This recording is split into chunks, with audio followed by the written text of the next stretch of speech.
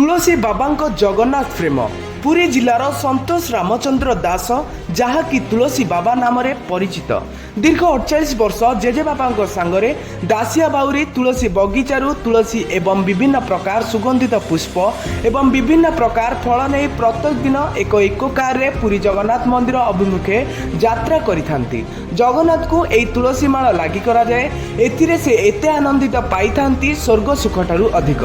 तांको सहित व्यक्तिगत फोन ने कथा हेउतिले आम प्रतिनिधि किपरि चलुछंती से आम प्रतिनिधि को भक्त मानक सह जोगरे चलुछंती बोली उत्तर देइथिले।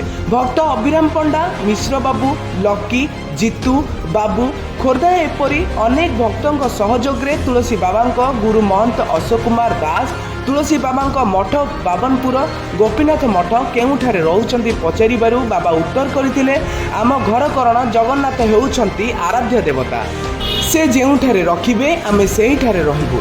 भजन कीर्तन नाम संकीर्तन को पाथय करी आमे बंचिबा कथा संसार शिखिछु। एहा व्यतीत तुलसी बाबा ज्ञानी हेले मध्य से निजको जड़े अकिचन भाव में प्रतिपादित करती।